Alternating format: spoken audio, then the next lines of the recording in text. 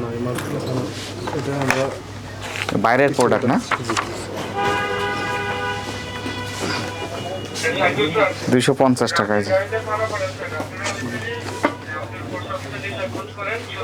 এই প্রাইসটা কি আপনি বসিয়েছেন?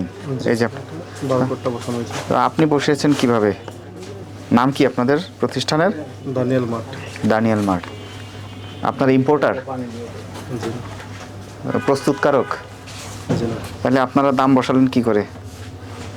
এটা দাম বসানোর এখতিয়ার তো শুধু যে উৎপাদন করেছে তার, অথবা যে ইম্পোর্ট করেছে তার। এই সব নিজস্ব আপনাদের। বারকোডটা দিতে পারে। এগুলো করা যাবে না, লেখেন এগুলো কি বলছে বুঝতে পারছেন? মাধ্যমে আসে না তো, না হলে এগুলো বিক্রি করা যাবে না তো। কোনো বাইরের জিনিস ইম্পোর্টারের সিল থাকতে হবে, অথবা আমদানিকারক প্রস্তুতকারকের। দেখি আপনাদের ওই দিকে একটু কসমেটিক্সগুলো, ওই যে ওইটা একটু দেখি বাইরের। হ্যাঁ, উপরের যেগুলো বিদেশি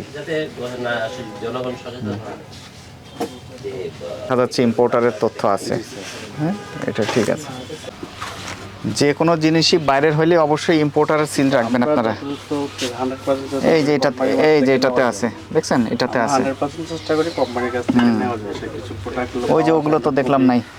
পপুলারিটিগুলো স্যার এগুলো আসলে সাপ্লাই আমরা পাই না, তো কিছু না পেলে আপনারা রাখতেও পারবেন না। তাই বুঝতে পেরেছেন কি বলেছি? ইনশাআল্লাহ চেষ্টা করব না রাখার জন্য। চেষ্টা করবেন না, এটা আপনি বাধ্য রাখতে। ঠিক আছে। হ্যাঁ, বিক্রি করা যাবে না এগুলো।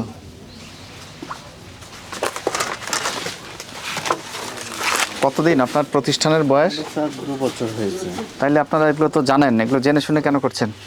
স্যার আমরা সবসময় চেষ্টা করি কাস্টমারকে ভালো জিনিসটা সার্ভ করার জন্য। 100% কোম্পানি কিভাবে ভালো জিনিস সার্ভ করবেন? এটা নিয়ে যদি কোনো ঝামেলা হয় আপনি কাকে দোষারোপ করবেন? এটা আপনাদের নাম হবে তো। কোম্পানি আসে স্যার কিছু সময় কোম্পানিকে বলবেন যে আপনারা এমআরপি বসাই দেন। এটা কি দেওয়া আছে? বিএসটিআই।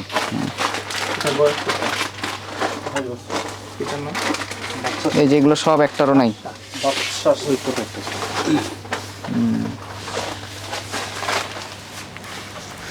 দেখেন এগুলো আমদানি করে তথ্য নাই, এমআরপি নিজেরা বসিয়েছে। এগুলো আপনারা এখন থেকে এগুলো সংশোধন করবেন, আর যতদিন না করতে পারবেন এগুলো বিক্রি বন্ধ থাকবে। ঠিক আছে? আজকে আপনাদের 17 করে 10,000 টাকা জরিমানা করা হলো।